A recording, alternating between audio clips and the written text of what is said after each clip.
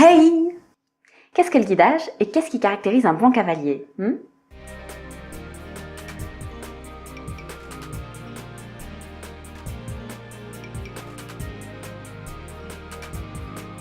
guidage, c'est quand vous utilisez la connexion pour suggérer une action à votre partenaire. Chacune de vos passes peut être décomposée en verbes simples. Par exemple, vous pouvez vouloir que la cavalière avance, qu'elle recule, qu'elle tourne, qu'elle s'arrête, etc. En plus de cette décomposition-là, votre guidage permet de définir de quelle manière la cavalière se déplace. Est-ce que vous voulez qu'elle se déplace rapidement, lentement, avec amplitude, de manière plus resserrée, avec souplesse, avec nervosité?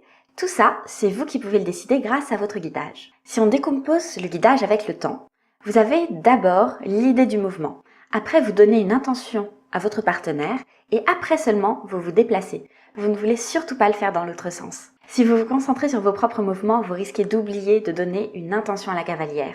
Bien sûr, si vous tombez avec une cavalière qui a déjà un peu d'expérience, il y a des chances qu'elle bouge toute seule, qu'elle se dise « Ok, il veut faire cette passe-là, il ne me l'a pas guidée, c'est pas grave, je la fais quand même pour ne pas le laisser en plan. » Quand vous apprenez une passe, apprenez vos propres mouvements et apprenez les mouvements que vous devez faire à la cavalière. Si vous prenez l'habitude de décomposer vos passes en verbes d'action, vous allez vous rendre compte que finalement les passes se ressemblent toutes. On a toujours le même petit lot de verbes d'action et c'est très bien comme ça. Grâce à cette décomposition, vous allez vous rendre compte que vos guidages sont plus précis, car vous n'êtes plus en train d'avoir 3, 5, 10 idées en tête, vous avez une idée et c'est votre verbe d'action. Je vais faire une métaphore et vous expliquer ce que vous voulez que votre guidage soit. Vous voulez que votre guidage soit comme une prise de parole.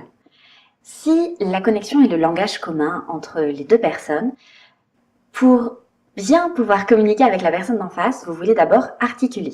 Si vous parlez dans votre barbe, la personne ne va rien comprendre du tout. Vous avez besoin de projeter votre voix, de projeter votre intention. Pour cela, vous devez différencier de manière très claire les différents événements.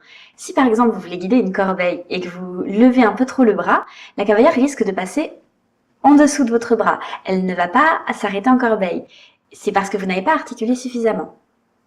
Quand vous parlez, vous voulez réfléchir avant de parler. Vous n'allez pas changer d'idée au dernier moment. Eh bien, le guidage, c'est pareil. Vous voulez essayer d'avoir une idée précise et surtout, même si vous avez une idée de génie qui arrive au dernier moment, vous n'allez pas l'insérer dans votre phrase en cours. Vous allez d'abord finir ce que vous faites avant de passer à l'idée suivante. Si vous avez tendance à ne pas vraiment savoir quoi faire ensuite, à ne pas savoir comment enchaîner vos passes, je vous conseille d'avoir toujours un petit corpus en tête de passes répétitives que vous pouvez caser à peu près n'importe où.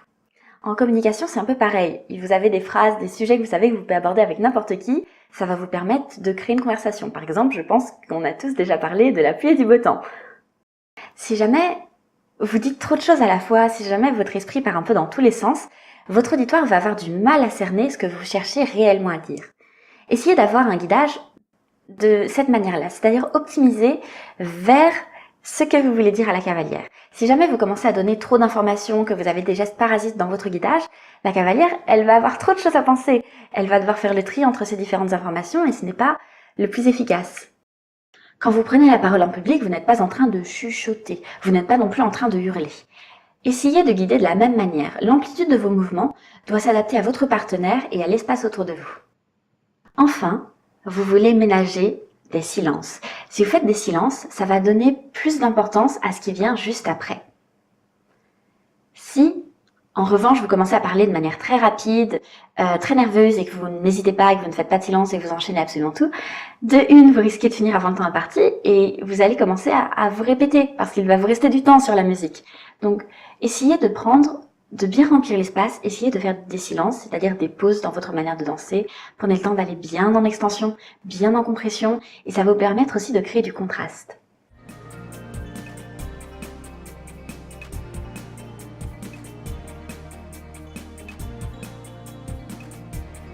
Et voilà, j'espère que cette vidéo vous a plu, et surtout, pensez à vous abonner.